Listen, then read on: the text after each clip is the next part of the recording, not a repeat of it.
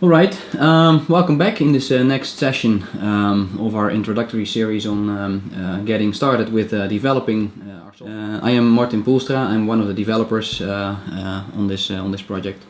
In the last session I showed you how to install the basic prerequisites to get started with developing. In this session we're actually going to look at integrating various components of the system through the message bus. So let's first take a quick look at what this typically can look like. So if we look at the architecture of maybe a more advanced tournament, then you can see that you could have very different components. For example, you could have a team administration application, you could have a scoring application, you could have an application for judging, and you could have a display, for example, that shows live a video feed with overlays of the clock, scoring, maybe a Twitter feed, things like that. And in order to connect these all together and without creating a big monolithic application that's very hard to change, we are now looking at an architecture where these applications all are loosely coupled through the use of a message bus, and that is depicted in this image at the bottom here. So what we're going to start with right now is to install this message bus and at first directly interface with that to get a feel for how that works, what kind of messages we can send, and also see what messages are actually going over that bus. And then we will install some components of our existing software applications to see how they then interact through that message bus. So I've opened up a number of shells where we're going to install, in this case, the message bus. So first we'll start by installing the MHub package from GitHub. As you can see, I am using the -G option, which means to install this globally, which makes the commands that the MHub package provides, makes them available directly from the command line.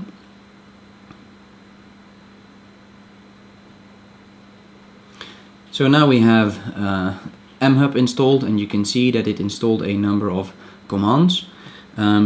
We are going to use the default MHub server configuration for now, so we can simply go ahead and type MHub server, which will start the server, as you can see, listening on the default port 13900.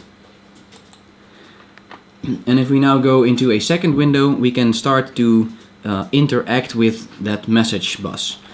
So let's first connect a client to it in listen mode with -L.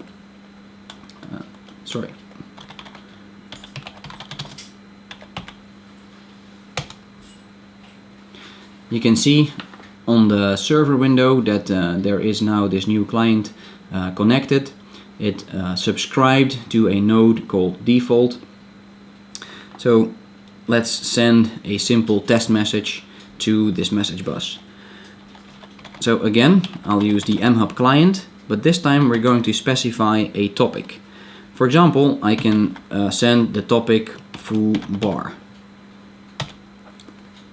Now you can see that both in the server window, this the raw message that is transferred from the MHub client to the server is shown on this screen.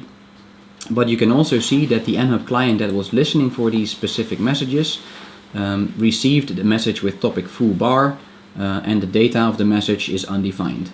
You also see headers, which is an advanced usage of the message bus, which I'll not go into detail about right now. But you saw that in addition to having topics, it's also possible to define data of a message. So let's do that as an example real quick. And it's important to note how you have to specify this when you're using the command line. When you pass data to a message, that data is in the form of basically any valid JSON data type. So that can be a string, a number, it can be an array or an object. But it's important to note that if you pass a string, you should pass that string as the JavaScript representation, the JSON representation actually. So that means that it has to have the double quotes. In order for the shell to not strip these double quotes, I have to place that whole message between, in this case, single quotes to make sure that that the message, the string with the double quotes, arrives at my MHub client application. Well, you can see in the top right window that we now received again a message with topic foobar, but this time we received data being the string something. To make things a little bit more interesting, we can also send objects like I explained. So if I again type in an object in JSON format, that basically looks like this. So we have an object with key A and value B. I can send that message and you can see it arriving on the right hand side as an object with members A and value B. If you want to have more information about how the MHub client works, how MHub itself works, you can, for example, type MHub client -- help, which gives you the basic options that you have. And for a little more explanation, we can go to the web page. So npmjs.com/mhub,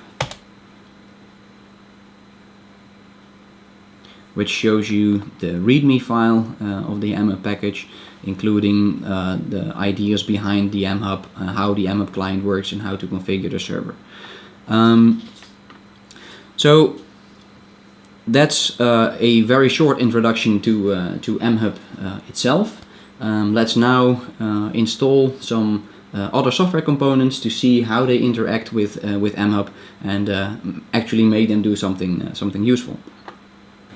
Alright, so now I've rearranged the windows a little bit to make things more clear.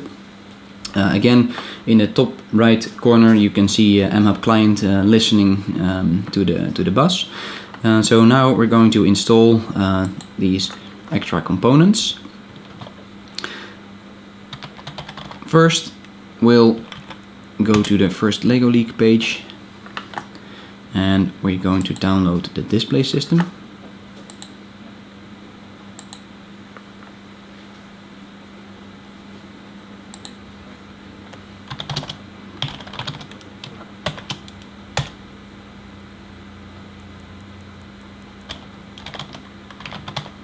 And like before, we're going to install its dependencies.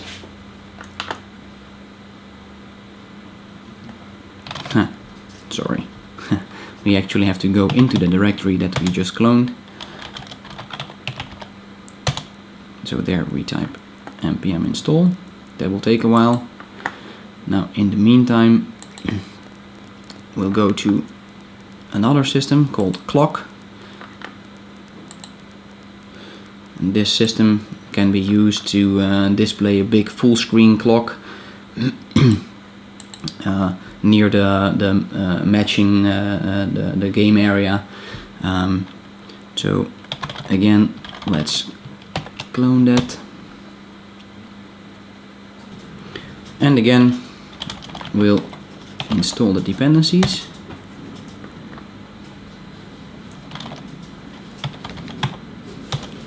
And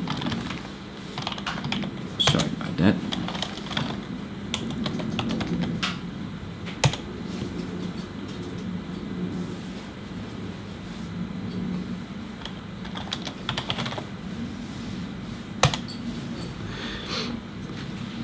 And just like yesterday, we simply call npm start to start whatever this package needs. And you can see that we are now running a web server,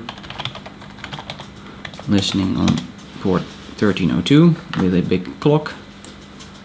So let's put that on top of our existing window there, and also in the top left corner we can run npm start to also start a web server over there.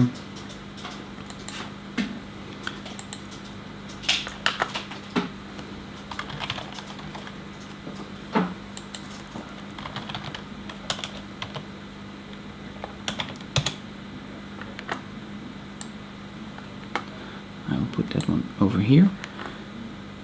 Now what you see here is two different applications that are both automatically already connected to the message bus.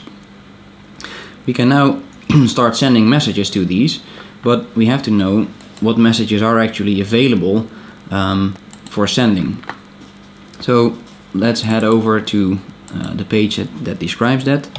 Again, on GitHub, we go to the first Lego League page, and there somewhere down the page you will find a project called MQ Protocols. Now this page, this project, contains the initial specification of the commands that our systems currently support. Actually they do support a little bit more commands right now, so this page will grow as we document and stabilize more and more of these commands. But for now you can see that for controlling the clock we have a number of commands that we can use. So let's take a quick look at the clock start command, which can optionally be given a countdown.